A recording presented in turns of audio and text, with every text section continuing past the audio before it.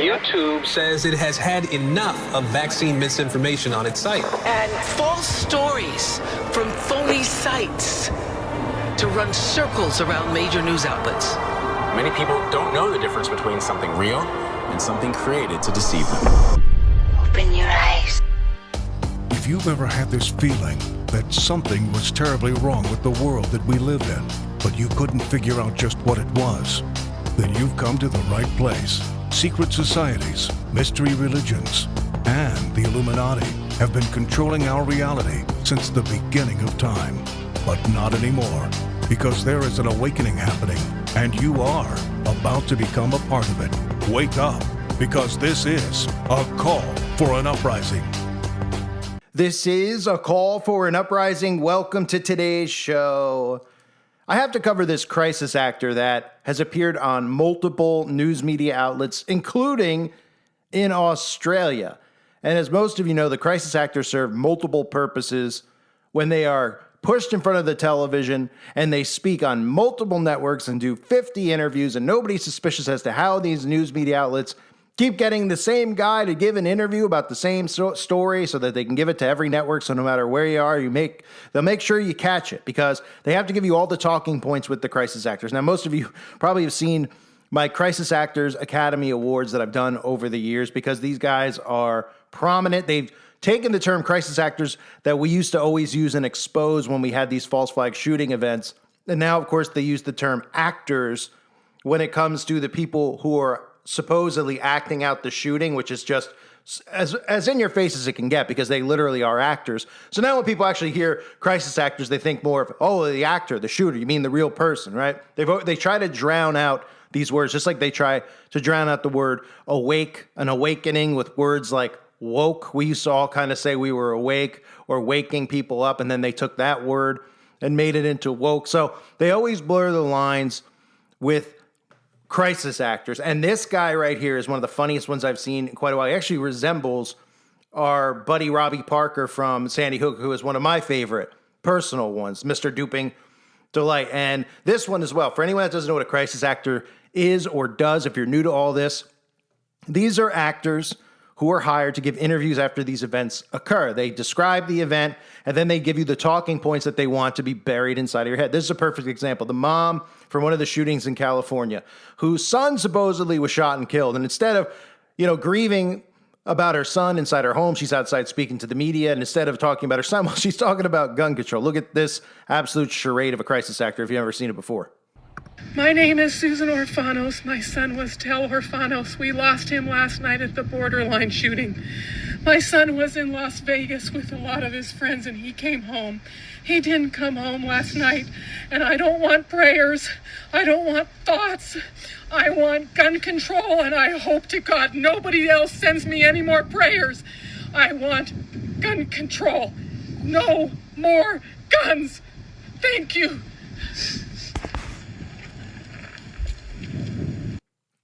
That's one of my personal favorites, but this guy has to be covered. A video had to be done on him, because I want you to see some of the talking points. This is what we're hearing about.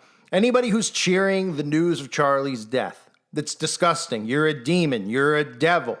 Let's cancel them. Let's end their ability to have a job. Let's dox them. These are things I'll cover in more detail in separate videos. But the talking points out there that they want are talking points about love and hate, good and evil. This is to draw Christians in into thinking everything they're about to do is in the name of good.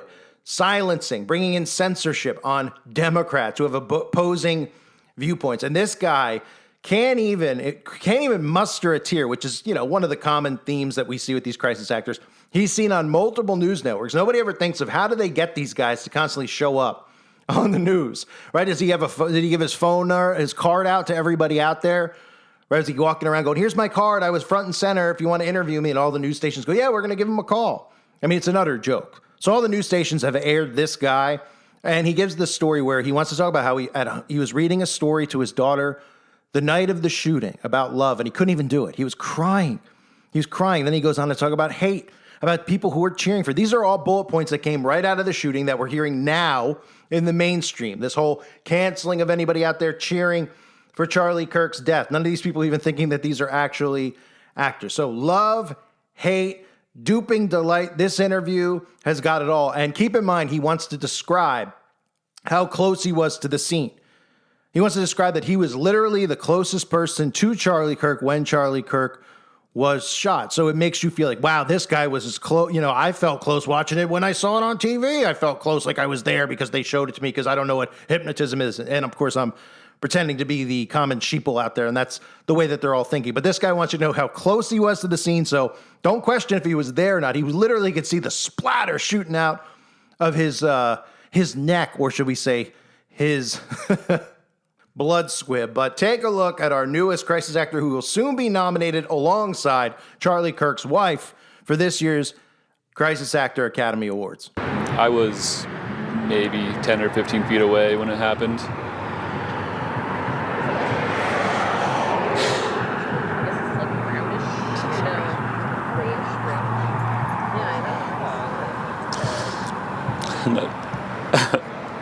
I was doing okay, and then I was putting my 5-year-old to bed, and she had me read her story about love. I just couldn't finish the story. I was thinking about Charlie's little girls, his wife. He was such a powerful human being, and at 31 years old, the things that he accomplished. It's like, we got some candles here, and I couldn't hold a candle to that at this moment. I was closer than any of the students, closer than maybe one security guard between him and I. And I heard the pop, and I knew immediately it was a gunshot. And as soon as I thought that was a gunshot, I saw Charlie's neck and the blood, and I just knew instantly that there was no chance that he was going to survive. I saw a Facebook post from someone that they were at the event too, and a man from England commented that he was glad, and now that'll shut him up, and now he can't talk anymore. And that kind of hatred and that kind of vile attitude can't exist in society.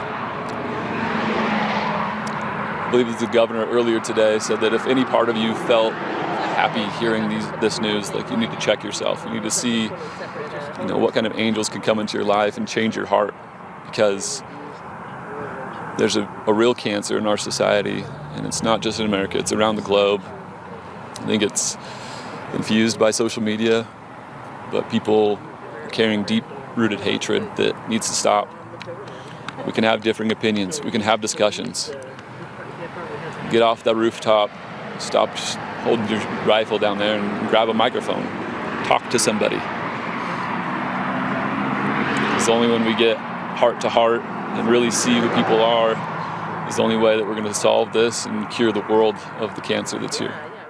One of the other hard parts about today's ordeal was that it left behind so many witnesses, hundreds of people here on campus. And we spoke to a lot of them. News specialist Andrew Adams spoke to one of them, actually, who may have been one of the closest people to this shooting. Andrew?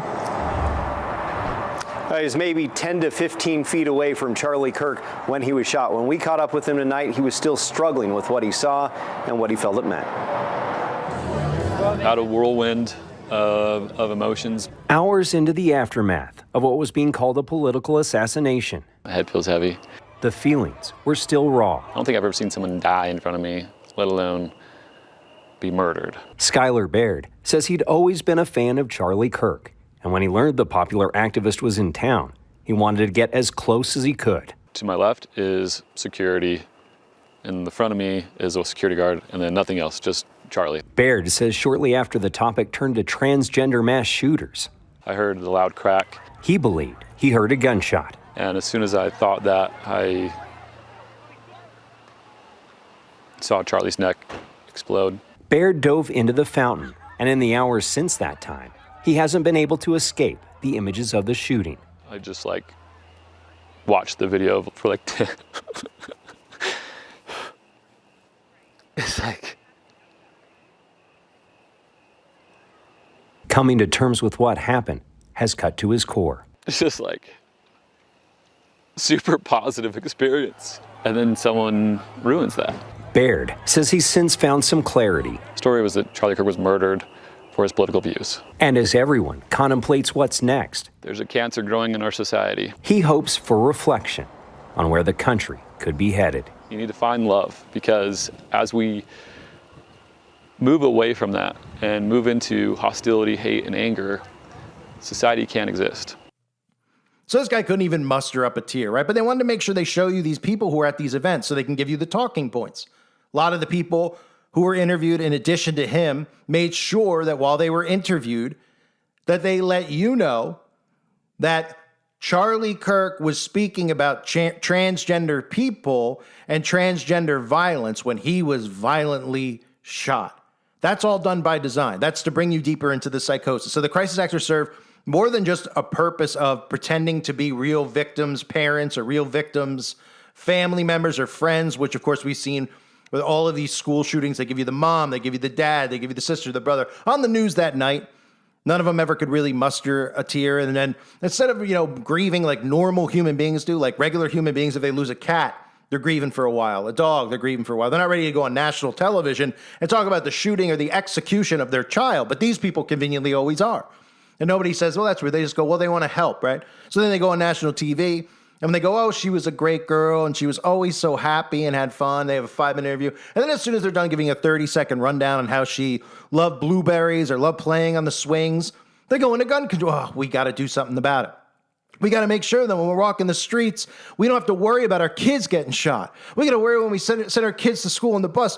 We don't want to worry about them getting killed. Now we have to worry about it. Something's got to be done, right? And that, of course, is the purpose of the crisis actors. So the love and hate narrative is very funny to me because they're trying to tie in love and hate, good and evil, right? The spiritual war. This is what we're hearing Charlie Kirk's wife and MAGA talk about. They're in a delusion if they think that the spiritual war is between controlled Democrats in Congress and controlled Republicans in Congress. And they're really under delusion if they think their enemies and Satanists are people who vote differently than they do. They are under a deep spell. And none of us can seem to shake them out of it. I can show you all the evidence. I've been in overdrive with the amount of content that I produce, and I produce long content, not by design. I know a lot of you like shorter videos, but I produce, a lot of content since this has occurred to try and help these people come out of it. And they think that automatically I'm a Democrat because I'm doing a video. Ooh, we should go after this guy. He's saying that it's not real, right? We should go after this guy because how dare he even question the event? Well, that's the point. They don't want you to question the news. Don't you understand? They don't want you to question if the news is real, which is, again, when I talk about drowning out some of these words like woke with awakening, another one is fake news. They've made that a mainstream term. We used to just say the news is fake. All of us, the news is fake, 2015, 2016, 2017. The news is fake, the news is fake, these events are fake, right? So then conveniently they took that and they made fake news. So now whenever you talk to somebody about fake news, they're like, oh yeah, CNN's fake news. And then you go, yes, it is. And then they just go, well, it's fake news because, they're anti-Trump and they're anti-Republican. But Fox News and News Nation are real because they have the same viewpoints as me. So that's real news. They did that by design so that people wouldn't look at the news as if the news itself was scripted and fake. And again, that's what the whole Alex Jones trial charade was about, to scare people into questioning the news. Even though, Alex Jones supposedly went bankrupt, he's still doing it every single day. They're pretending every day, oh yeah, they're going to come take InfoWars. They're going to come take InfoWars. Maybe eventually they'll pretend to come take InfoWars and they'll start a new fake InfoWars. It doesn't matter. It's part of the show. Because Jones could have, like I said, if I was, let's just use this event, for example. If all these people out there wanted to kill me because I'm not, cheering the death of anyone because nobody died, right? They want to believe that somebody died. The only thing that died was a character that the government created and put on a pedestal so that they could herd people into the conservative movement and herd Christianity with conservatism, right? If anybody came to me and they were like, look, we want you to lose your job, we want a doctor, we want to do this stuff, we should be thrown in jail, let's just say, because that's eventually where this is headed, of course. What I would say is this. I'd say, look, all I'm saying is that I don't believe what I see in the news. And they would just be like, what? And I just say, I don't believe it. Like when we see crime shows, right? Don't we need a trial when a crime is committed? Even if you believe the person's guilty, and you watch these crime shows, you're like, why haven't they arrested him yet? Why haven't they? Because they don't have enough evidence. They don't have enough evidence, right? And you just wait. You're like, where's the gun? Where's this? Where's the fingerprint? Where's the DNA? Right? And they just go, we don't have any of it yet, so we can't arrest him because, if we arrest him without any evidence, he might get off, right? Okay, that's common thinking for every single individual in the world when a crime is committed. Okay, so these are supposed crimes. So why is it a crime for people like me to actually question whether or not the event occurred? Provide me evidence. Bring me, if you care so much about me denying it, right, which these people seem to care, right? They care about anybody out there denying it, anybody out there celebrating it really bothers them. But if you deny it, and you really care about my opinion on it, then bring me, pay for it, bring me to Charlie Kirk's body. I want to bring in my own doctors. I'll find some guys. We'll do an autopsy. I want to see the corpse. I want to see that it's a real human being, not a wax dummy, okay? Then I want to see all the evidence presented to me. I want to see the bullet wound. I want to make sure it's a real, actual bullet wound. Just let me see actual evidence like we see in a trial, and then I'll say, you know what? You're right. I'm sorry. I apologize. I shouldn't have said that. I'm sorry it upset you so much. I'll eat crow now and I'll shut up and I'll delete all my videos. That's what I would say. And I think a regular common person would say, that's fair that he's saying that. That's fair. But we don't have that with these stories because they're so emotionally sucked into the psyops. They just, well, it was on the TV, so it's got to be real. They told us he was shot. They showed it to us. I saw it with my own eyes. Did you see it with your own eyes? You saw it through their eyes. They control the screens. Do you understand that? Your phone, the television, they control it. That's the point. So since everybody saw it, they feel like they were actually witnesses to a crime, right? As if you were, it's almost comparable to being like, you're in a home with a man and a woman, and you're a guest, and they start having an argument, and you see one of them stab the other one and kill him, okay? So you see it, and then you're just like, you tell the cops and all this stuff, and you're like, I saw it, it's over with, and the cops are like, well, we can't, he's going to get arrested, but he's not going to go to trial yet. We need evidence. And you just go, well, I saw it. I know that it happened this way. Well, the cops would say, you got to wait. We have to find evidence. We have to prove it in the court of law because there's fair trials, and we have to make sure we do it right so that the guy doesn't end up walking. And everybody in these situations are like, yeah, that's the way that it is. But when it comes to school shootings, Sandy, right? Well, the guy's already dead, so there can't be a trial. Well, how convenient there can't be a trial. All people like me have ever asked for is, let's dig up. Yeah, look, you can say whatever you want. Be like, well, that's wrong because their parents don't want the bodies dug up. Well, let me meet the parents and let me dig up the bodies with the parents and let's see the actual evidence. Present it to us. Otherwise, we shouldn't believe any of these stories. Should we? This is common sense speaking. Everybody out there who's listening should be going, yep, that's common sense speaking. That's how everybody should be thinking. But of course they don't. Because they believe in a deep state. They believe in a new world order, but they don't believe that they would actually fictionalize the news to gain control over you. Oh, no, they'd never do that. They're like, well, yeah, they do that with the propaganda about Trump on CNN. No, they do it with this. That's why you're reacting the way you're reacting if you're a MAGA supporter. And that's why the Democrats react the way they react to these shooting events. Because you're sucked into the news stories as if they're real. How dumb will these people feel when they find out that they're watching a movie and reacting to a movie as if it's really happening in real life? They still wouldn't believe it. If the government came out and said we made it all up, they would just be like, nah, because their egos are too, boosted up. They're too narcissistic now. But the fact of the matter is these crisis actors serve a huge purpose in all of this, obviously, because they help enhance the psyop. But when you're awake, we love the crisis actors because they're brutal. We already know that the event's not real, so then we get these actors who pretend to be there, who then immediately pivot, try to cry like that guy did. Right? They, yes, I can't believe it. I was reading a love story to my kid, Skylar Baird over there, the crisis actor. I was reading a story about love, ironically. Oh, how ironic. And then you're talking later on about hate and love and hate and good and evil. The same things Erica Kirk was talking about. The same thing the media is talking about right now. Love and hate. And they're just lighting a fire under Christian conservatives for vengeance and blood and change. So let's censor all the other people. Let's have them lose their jobs. Let's cancel each other out. It's great. This is what the government wants. Did any of these people get it? If they didn't create these characters, nobody would be reacting the way they are. If Charlie Kirk, the character, didn't exist, none of these Christian conservatives would give a crap about anyone else's opinion on it, but they're so deep in the psyop, they think a friend of theirs was killed. Not an actor, a character, right? So they want blood. My friend Charlie, I know him. He's got kids. Oh, he does? Oh, because you saw pictures on Instagram and he carries them out on stage and never really shows you your face. Yeah, and so did Barack Obama. Like I said, he had kids too. But didn't all these people who are anti-Democrat, don't they think Michelle Obama's a man? So who were Barack Obama's kids? Oh, they weren't really his kids, right? Because the entire thing is scripted. It's staged. It's acted out. And if you understand all the stuff I've broken down over the last 10 years, which is why I've been removed so many times, about secret societies, Freemasonry, DMLA, how this all works, then you'd say, How do they have kids? How do they have actors? This doesn't make sense. It's too intricate of a web. I've exposed the web. It's simple. Look in your town at the Freemason lodges. Look at them. They're there. Okay? So's the De Malay. So's the Joe Stars. They all network with each other. They swear oaths of secrecy and loyalty. They don't break those oaths because when they go through their initiations and they're threatened and they go through blackmail rituals, they're not going to tell you what they're involved in because you ask them and risk being blackmailed or excommunicated or even murdered like Mozart was. No, they're not. So people need to come out of this. This is one of the easiest ones to see. It really is. But if you're really lit and there's a fire lit on you, and you're all upset about Charlie Kirk, then you're so deep in the psyop that you need help. And people like me are trying to help. I'm not saying it to make fun of you. I get it. This is hypnotism. Okay, this is hypnosis. This is mind control. It's not too late to come out. We all were in there at some point in time. We all came out. We're not trying to sit here and say we're smarter than you. We figured out we're sleuths. It's all fake. The news is scripted. It's manufactured. It's not fake news because of their opinion. It's fake news because they produce the events like a Hollywood production, the shootings, the images of war, what they tell you is going on in this country, in that country. It's a simulation, folks. Everybody out there needs to understand it. So here's our latest crisis actor, Skylar Baird. He wants to let you know all the talking points, but as always, we get a little duping delight.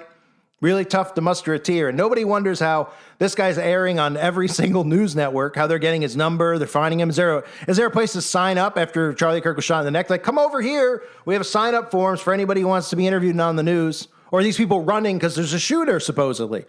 Look like people, they're running. Okay, so where do they find him? Someone just grabbed his arm, and he's like, yeah, I'll give an interview. Oh, okay. Then how do the other news networks find him?